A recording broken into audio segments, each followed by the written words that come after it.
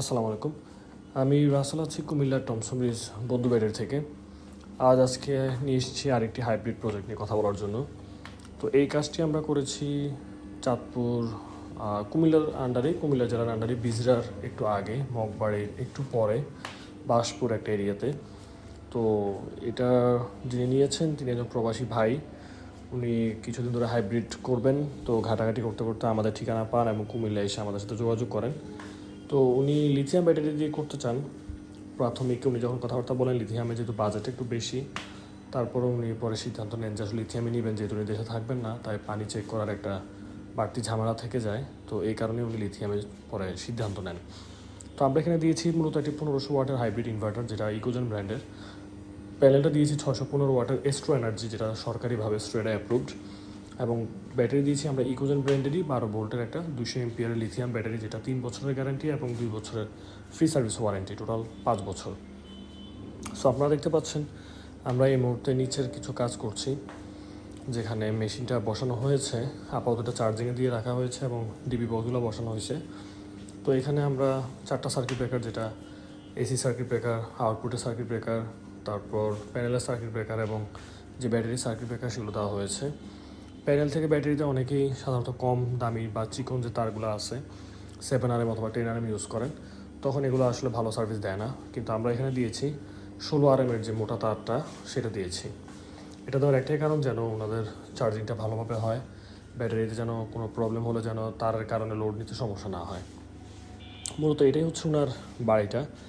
এখানে যেহেতু চালটা একটু খাড়া টাইপের, তাই আমাদের একটু চ্যালেঞ্জিংয়ের ব্যাপার ছিল প্যানেলগুলো বসানো। আর এই প্যানেলগুলো যেহেতু ওজন বেশি, 615 ওয়াটের এক একটা প্যানেল, সো এটা আসলে এখানে দাঁড়ায় থেকে দিনের বেলা বা রোদের মধ্যে কাজ করাটা একটু টাফ, যেহেতু চালটাই আরও খাড়া চাল। এখানে জায়গা না পেলে প্যানেলগুলো বসানোটা খুবই রিস্কি। সো আমাদের যিনি টেকনিশিয়ান গিয়েছেন, তিনি যথেষ্ট চেষ্টা করে প্যানেলগুলো কীভাবে ভালোভাবে বসানো যায় সেই হিসেবে উনি কাজটা করেছেন। এবং জায়গাটা যেহেতু ছিল অল্প, যে সাইডটা রোদ পড়ে, তারপরে উনি যথাযথ চেষ্টা করেছেন যেন প্যানেলগুলো ঠিকমতো বসানো যায়। আপনারা দেখতে পাচ্ছেন যে এই মুহূর্তে 3টা প্যানেলে বসানোর কাজ শেষ। আমরা এই প্যাকেজে 3টা প্যানেল দিয়েছি, 1845 ওয়াট, 615 ওয়াটের 3টা সোলার প্যানেল এই প্রজেক্টে আমরা দিয়েছি। আর যেটা 1500 ওয়াটের হাইব্রিড ইনভার্টার, সেটা তুমি একসাথে 1500 ওয়াট লোড দিতে পারবেন। সো এখানে উনি মূলত 6টা ফ্যান, একটা এলইডি টিভি, একটা ফ্রিজ, 7-8টা লাইট, উনি এগুলোই মূলত ব্যবহার করবেন ওনার এই হাইব্রিড সেট আপটা দিয়ে। সো আমাদের প্যানেলের কাজ মোটামুটি এখন শেষের দিকে। প্যানেলটা শেষ করে আমরা এখন নিচে চলে আসছি। এখানে ডিবি বক্স বসানোর কাজ চলছে। ডিবি বক্সগুলো বসানোর পর সার্কিট ব্রেকার যেটা আছে সেটা আমরা বসাবো।